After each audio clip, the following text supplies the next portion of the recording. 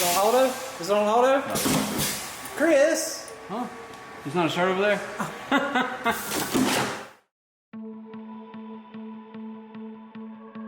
I started Potter Photography and Design in 2007. I was 25 years old. I had been doing photography for a few years, and I finally decided that's what I wanted to do for my career. And Potter Photography and Design was launched in June of 2007, so we just celebrated our 12th anniversary, yeah, just 6 days ago. It's hard to believe, it's flown by really, really fast. Kinston's been really great to me though, been really blessed with good success and good support from my community, and I always try to do the best job for every customer that I have, so we've grown quite a bit over the years.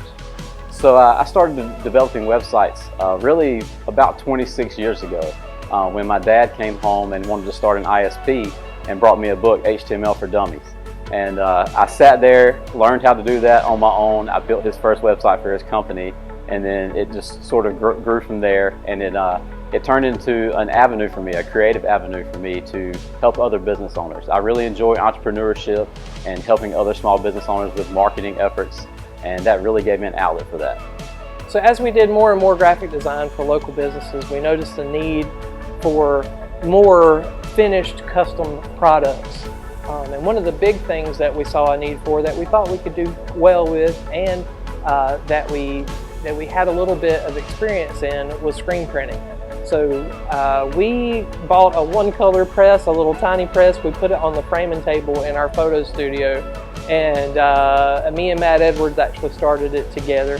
And we put the little press on the framing table. We printed one-color jobs for ourselves and for our friends for a few months, and then after a while we started doing a few jobs for some of the local businesses, and then we had a customer walk in. He's actually one of our bigger clients now, Dusk Stroud, who's a local guy who runs Signature News clothing brand, and he actually came over to the shop one day and said, do you guys print shirts? And I was like, well, yeah, you know, we got a little one-color press.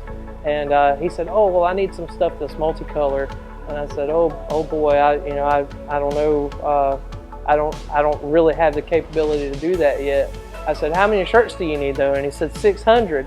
And I said, well, let's talk. So within about 3 weeks or so, we had a 4-color press so that we could handle multicolor jobs. We moved it into a little space over between the photo studio and the beauty box. Tanya and Waylon were nice enough to let us set up in that space there that was kind of unfinished, and we screen printed out of that space for a little over a year. Then we wound up moving over into the Art 105 building. We had kind of outgrown that space. We needed something that was heated and cooled, so we rented a space over in the Art 105 building on Blunt Street, and we just slowly grew that business. It kind of filled in the gaps when we weren't busy with photography jobs. It was a pretty good fit because it seemed like photography slowed down in the summertime and screen printing kind of sped up in the summertime. So it was a really good transition there just for us to kind of keep busy, you know. Having our space that we rented at the Art 105 building eventually turned into us getting the opportunity to purchase this building. Really, it was a matter of good timing and lots of good fortune coming together all at the same time.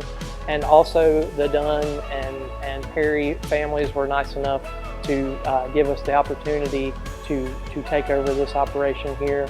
So really, FreedomWorks Flags kind of was born out of a hobby or a desire to build my own flag. So I had seen some videos on YouTube and kind of figured out how to do that, and then once I built a flag, I had friends coming over to the house, and of course everyone really liked it, and it became a conversation piece, and everyone started asking about them. So it really developed into sort of a small business. It really is still a hobby. I really enjoy building flags for veterans, for first responders, for families of those who've lost loved ones, as a way to honor them. So it really, that's the driving force behind why I enjoy building flags. I decided around, I'd say mid last year, about this time last year, that we needed to go automatic. We needed to get a press where we could do more volume in a quicker amount of time, not spend so many late nights standing there, printing shirts. So we started looking into presses. We purchased a Lawson automatic press towards the end of last year. It was about a 4-month process. Of course, BJ came over with me when we purchased the building. We share an office together still, and he runs News out of this building.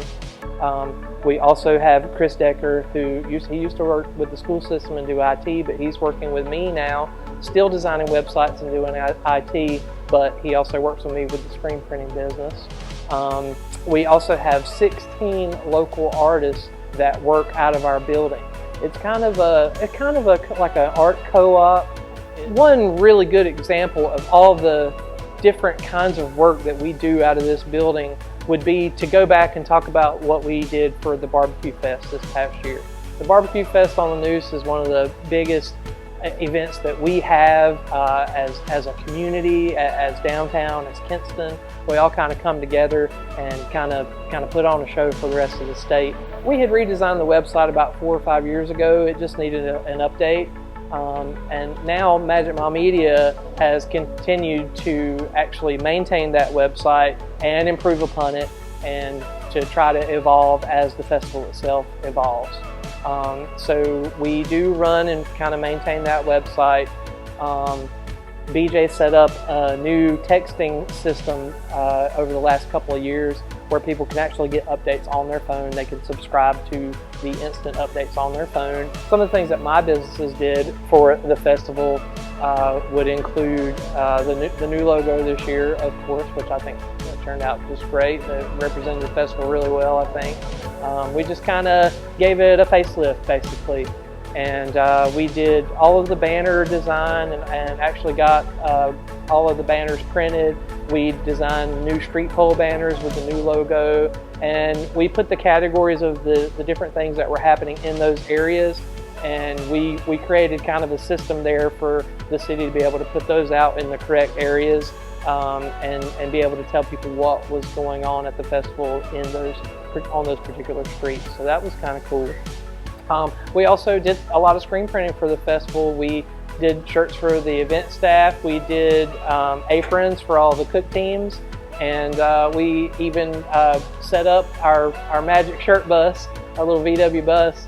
We set that up and we sold some festival shirts out of it. Our heart really is right here in Kinston, and if we can ever do anything for anybody out there, help you create your brand or promote your brand, we'd love to sit down and talk.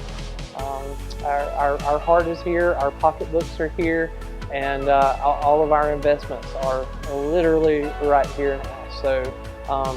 So we're in it for the long haul, in it for the long game, and yeah, we're just really excited about what the future holds. I really enjoy working at R105. We have such a wonderful collection of creative people here, small business owners, entrepreneurs, creatives, artists, and we all just work really well together. And I think our desire here, our mission, the underlying mission of everything we do comes back to letting people know how wonderful our community is. I think there's a lot of negative connotations about Lenoir County or Kinston. People from outside of our area often speak about how wonderful our town is. And I think that living here, sometimes we forget that, and we forget how many wonderful people we have, and we're just so blessed to have so many of those strong, creative type, motivated people here at R105. And it's really energetic for me and exciting to come to work every day and be around those people.